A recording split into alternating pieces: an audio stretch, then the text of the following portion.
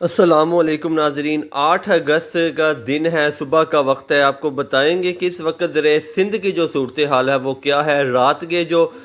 P D M کی طرف سے جو ہائی الرٹ ہے وہ جاری کیا گیا ہے دریا سندھ میں۔ دوبارہ ادھر دریا چناب کی جو صورتحال ہے وہ بھی بگڑتی ہوئی نظر آ رہی ہے، لیکن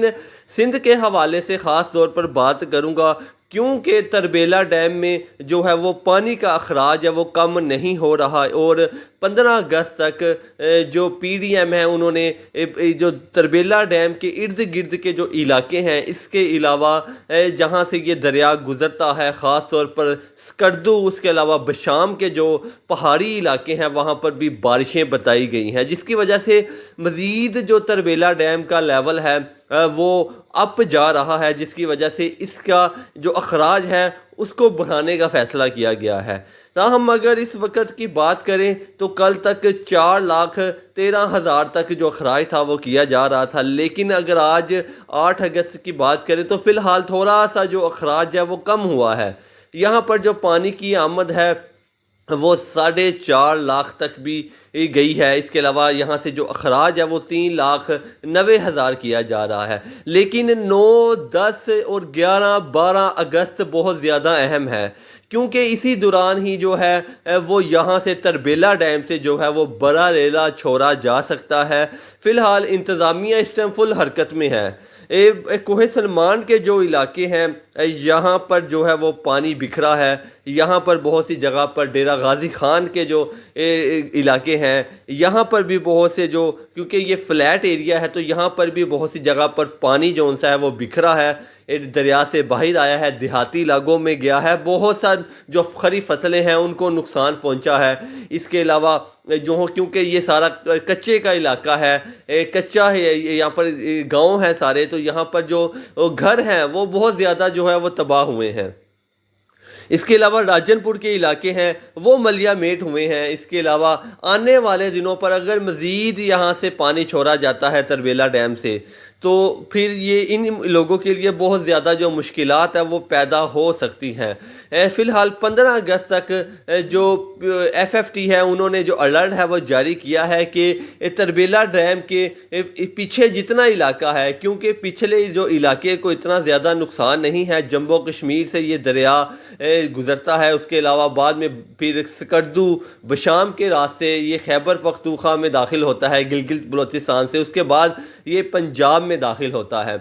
تو پچھلا جو علاقہ ہے ڈیرہ غازی خان سے پیچھے دریا سندھ کا جو علاقہ ہے یا تربیلا سے پیچھے، وہ سارا جو ہے پہاڑی علاقہ ہے، وہاں پر جتنا بھی پانی آ جاتا ہے تو وہاں پر کوئی نقصان نہیں دیکھنے کو ملتا، لیکن جیسے ہی یہ پنجاب کی حدود میں داخل ہوتا ہے خیبر پختونخوا سے تو پھر وہاں پر یہ سارا جو علاقہ ہے کوہ سلمان کا، راجن پور کا، اس کے علاوہ جام پور کا، اس کے علاوہ میر پور کا، اس کے علاوہ رجحان کا خاص طور پر جو علاقہ ہے، یہاں پر پہلے بھی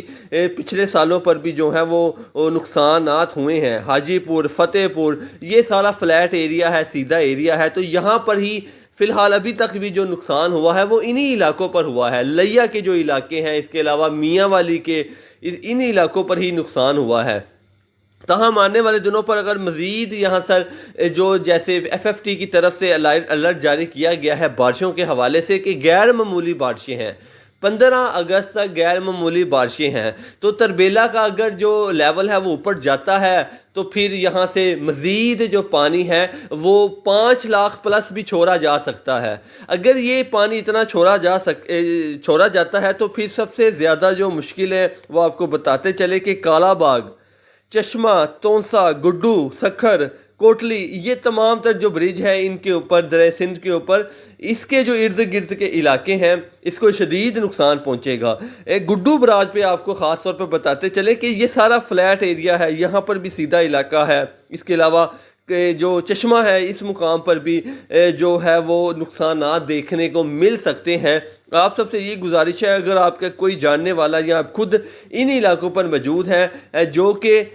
کالا باغ کے بیلٹ کے اوپر لوگ ہیں یا چشمہ کے بیلٹ کے اوپر ہیں، دریا کے ارد گرد جتنے لوگ ہیں 4 سے 5 کلومیٹر، وہ یہ علاقہ چھوڑ دیں۔ اگر آپ کے ڈیری فارم ہے یہاں پر تو آپ ان جانوروں کو اپنوں کو یہاں سے نکال لیں، کیونکہ 15 اگست تک جو حالات ہے وہ معمول پر آنے والے نہیں ہیں۔ ان کی جو ہائی الرٹ جو رات کو جاری کیا گیا اور جس طرح انتظامیہ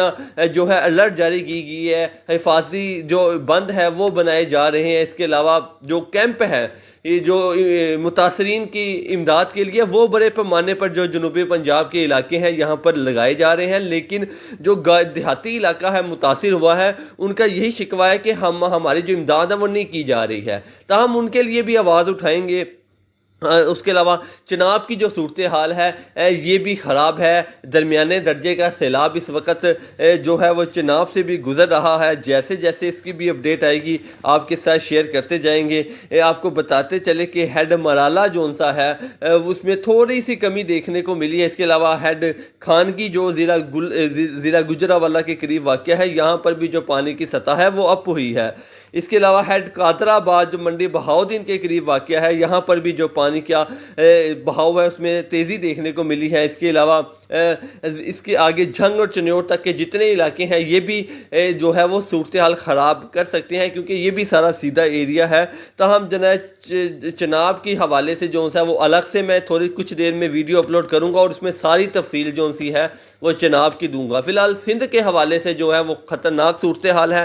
آپ سب سے یہی اپیل ہے کہ یہ علاقہ چھوڑ دیں۔ 15 اگست تک جو ہے وہ حالات معمول پر آنے والے نہیں ہیں اور 15 اگست کے بعد مونسون کا تگڑا سسٹم پاکستان میں داخل ہونے کے لیے جا رہا ہے، جس کی اپڈیٹ بھی انشاءاللہ میں آپ کو اگلی ویڈیو میں دوں گا۔ یہ سسٹم بھی بہت زیادہ جو ہے وہ ہیوی سسٹم ہے، تو تقریباً اگست کا مہینہ بہت زیادہ خطرناک ہے۔ اللہ تعالیٰ سے یہ دعا ہے کہ اسے خیر خیریت سے گزار دے۔